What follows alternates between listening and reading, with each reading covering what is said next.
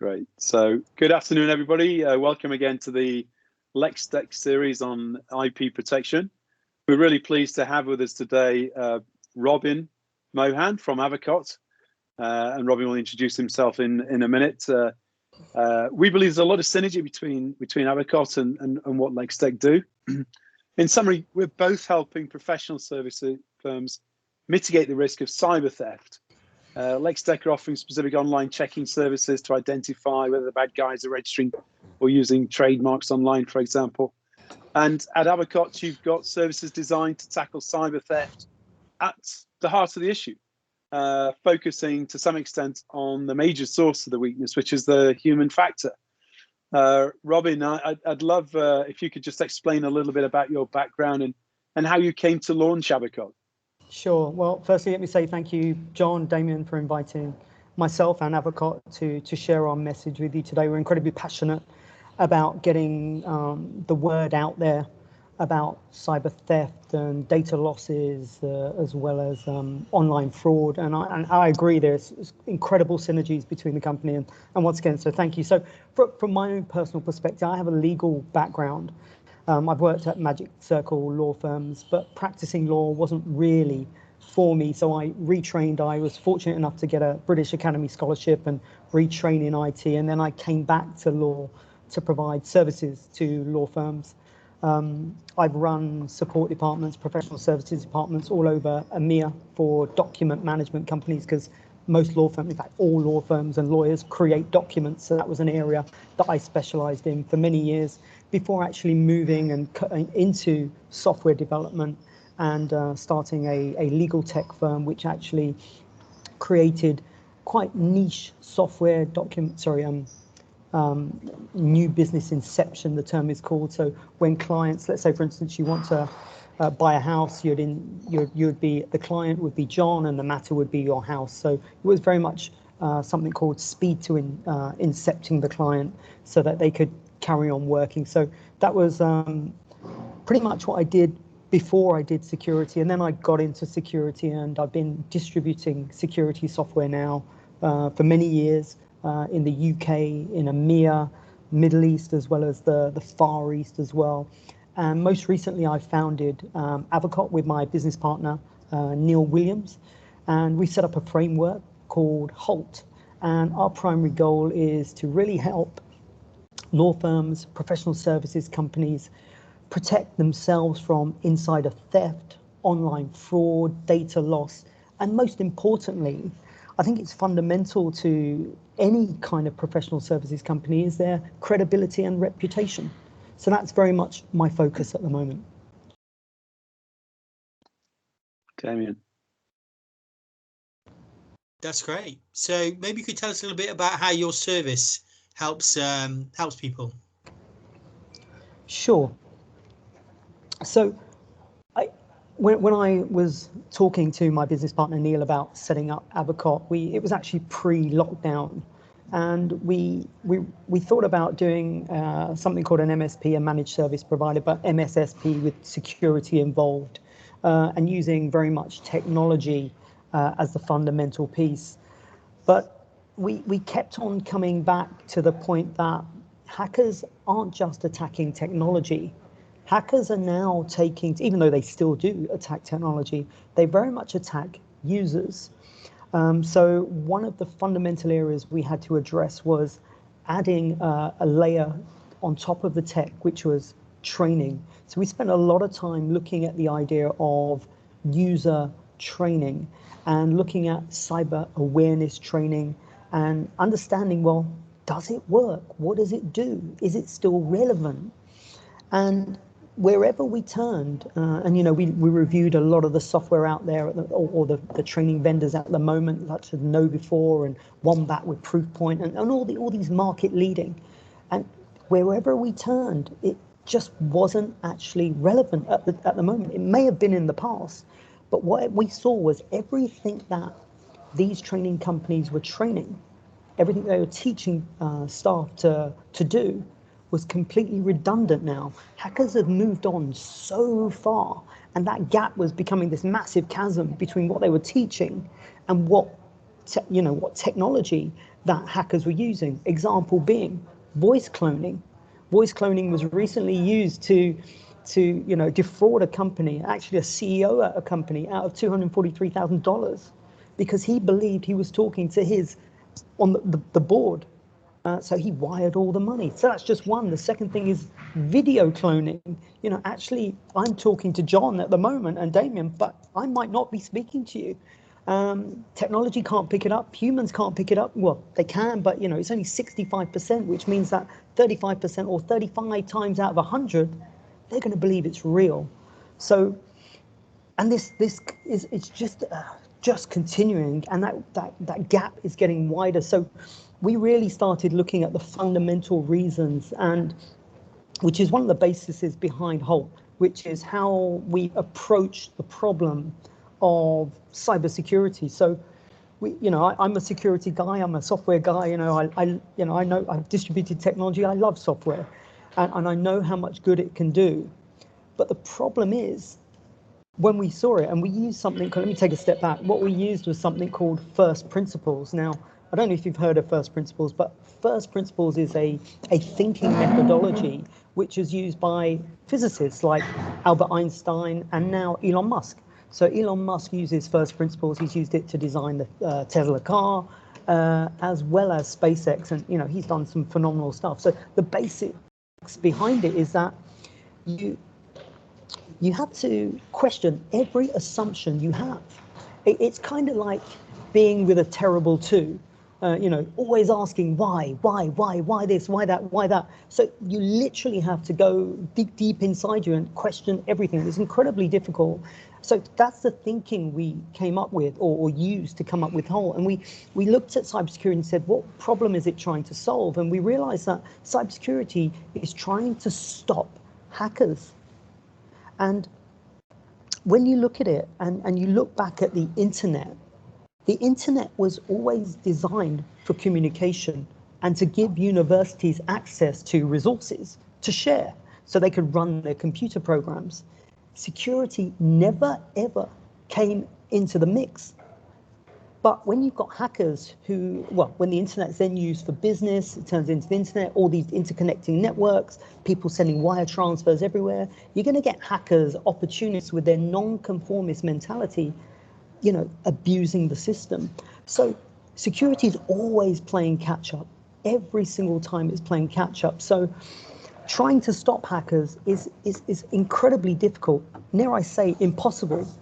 If it was possible, the question I would have is, why is there a $7 trillion market out there, which hackers are stealing from companies, businesses, individuals, families, every single year? It's a massive market. So we approached it differently, and we said, well, if you can't stop hackers, maybe we could do something else. And what we come up with HALT was making companies immune from the effects of a successful cyber attack.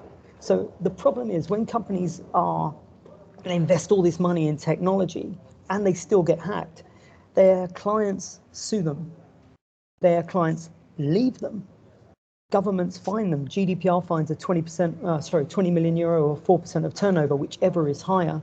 And most importantly, that's pretty bad as it is, but their reputation and their credibility is it takes a hammering, and it takes a big company to be able to take that sort of battering and come back from it. So that's why we designed HALT, so that even if companies were to lose data or lose money, even if it was the NSA or a government body were to come in and steal or take data, they would be immune from the effects of the attack. So anything that the hackers were to steal would be completely worthless, meaning government couldn't find them because the data was absolutely worthless. It's stuff that's available online. Clients wouldn't leave them because their most secure and sensitive information is safe and secure, still residing within the company. And lastly, the reputation and the credibility of the company remains intact. In fact, companies could actually turn around, openly report the fact, yes, we've been hacked, and use it as a charm offensive, one, to confirm to their clients all your sensitive data is secure, and secondly, to prospects to say, you can come with us because your most sensitive data will always be safe and secure with us.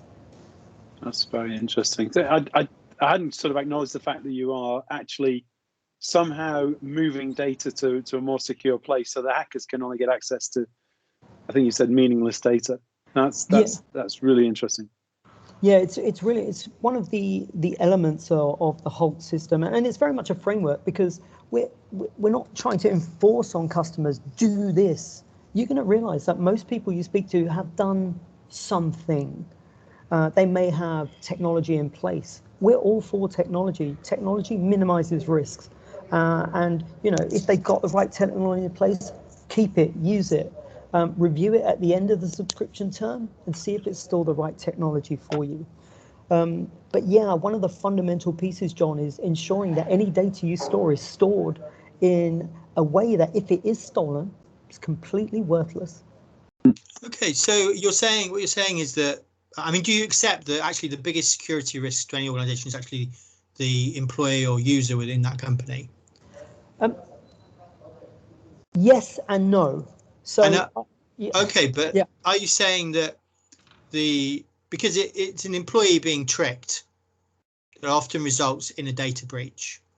That's what happened at Twitter, for example. That's what happened. And as you said, it's a video call spoofing or a telephone call spoofing, and you're saying that the methodology, the systems that you would put in place would mean that any data that was provided would be worthless. Yeah. So let me. It's amazing. Yeah. Let me tell us how do you do that?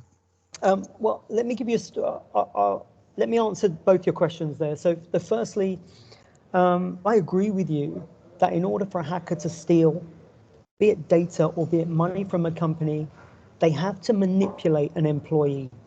Has to be done, and they're manipulating an employee to break procedure. Now, one of the things in fact, let me give you another story. I was with the City of London Police, and we were discussing, amongst other things, threats and who's the real victim of a fraud.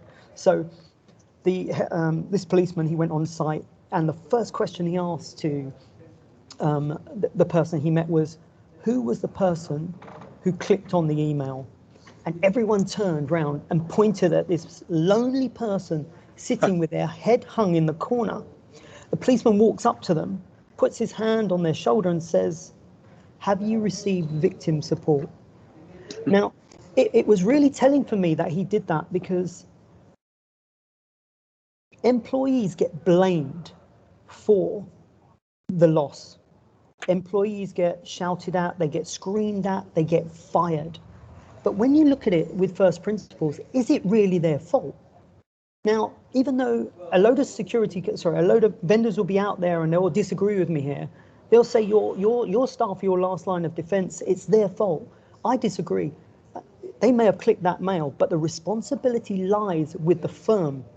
Now, let me give you another example. If you were to take, Sun Tzu, the man, the guy who, in 500 BC was designing strategies. He built the art of war, and he had, he never lost a war. If you were to go to him and say your employees are your last line of defense, I guarantee you he'd take his sword and chop your head off. I guarantee you that would be the first thing he does, because he would say, it doesn't make any sense to have your weakest people defend your most precious possessions. It's completely idiotic. And when training vendors say that, it really riles me. So I have a different theory behind it, in that it's actually the company's responsibility. And by looking at first principles, you realize that hackers are convincing people to break procedure. So the company needs to take responsibility and make their procedures hacker-proof. Remove all the security gaps. That's fundamental. It's an underlying foundational element to solving this problem. And then secondly, once your procedures are hacker-proof, then you give your users deception training. Now, deception training is what MI5, GCHQ give to their spooks. So when they're out in the wild, they know who they can trust. For them, it's a matter of life and death, knowing who they can trust and who they can't trust with their life. So when you give staff the same type of deception training, they can spot and they can feel when someone's trying to manipulate them. If they can spot it, they can stop it. Now, by combining hacker-proof procedures with deception training, even if an employee were to be manipulated by a voice clone of their manager or a video clone of their boss and want to make that transfer, feeling they're doing exactly the right thing, when they go to transfer that money, they can't break through the hacker-proof procedure. So that's why I agree with you, Damien, and I disagree with you. Yes, the employees are part of the problem, but the responsibility lies with the business. Robin, no, we're in complete agreement. No, absolutely. Robin, you had a really good post on YouTube, I think, the other day when you were talking about a listed law firm, and they'd had a data breach, and I think they'd done the right thing in terms of announcing this data breach pretty quickly, pretty promptly. But the impact, well, one of the immediate impacts, visible impacts, was their share price dropped 8%. They're a listed firm, of course. Their share price dropped 8%. Now because I think because of your legal tech background, you tend to focus Avacote into professional services and particularly law firms. Could you just tell us some of the challenges that law firms face and how this is relevant and how this is working with the law firm professional services space? Yeah, so it's, as you say, my background is professional services, so I've very much migrated there, but this is a problem that's relevant for everyone. So specifically for law firms and professional services and it's a message that the Law Society, the SRA, even the National Cybersecurity Centre have been trying to get across to law firms for some time, in that they are the crown jewels for a hacker. Now, there's a group called the Citizen Lab. They're based out of Canada. They did some research on a hacking group called Dark Basin. Dark Basin even had the names of specific law firms over the world that they were targeting. And that's a message that the Law Society, SRA, and the National Cybersecurity, they even joined forces in 2018 to create a report which they delivered to law firms. They can grab it on the the National Cybersecurity website, where they're trying to get across the message whereby, because lawyers have data, rich data, on individuals, on, as you guys know better than me, trade secrets, as well as transferring millions upon millions of wire transfers day in, day out of clients' money, that makes them the crown jewels for hackers. They're the ones that they're going after. Now, the problem is there are, and maybe I'm being a bit harsh here to certain law firms, but because of my background, I feel that a lot of the larger law firms, let's call it top 100, top 200, probably understand this message and have resources to try and resolve it. Whereas there are some in that, and maybe some of the smaller firms haven't quite grasped this concept. And maybe it's resources, not having IT, not having CIOs, not having CISOs who are fundamentally responsible for these things. That's a topic for debate. But what I am finding is that there are a number of firms who don't believe it's going to happen to them. And there could be a number of reasons for this. They don't believe that what they have is valuable. So I've been trying to understand this for a while now. Imagine that when a lawyer is typing a document, so for them, they're typing away and every letter is a different character on a Word document. It has no intrinsic value. The problem is, to a hacker, every sentence they finish, every paragraph they finish, every page is another £10 worth to them, because that document is their currency. The currency of a hacker is data. And that's why, regardless of the size of your firm, regardless of what you feel you might not think is valuable, it is valuable to a hacker because they can steal it.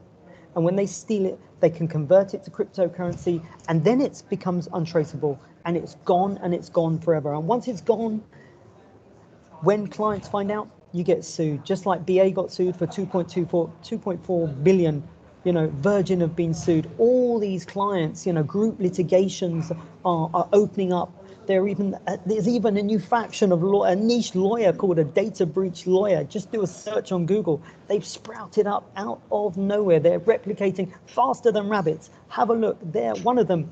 I forget the name. Hayes Connor. They've settled over 300 cases in 2 years. That's one of these law firms. And they're settling, and that's another reason no one is reporting it.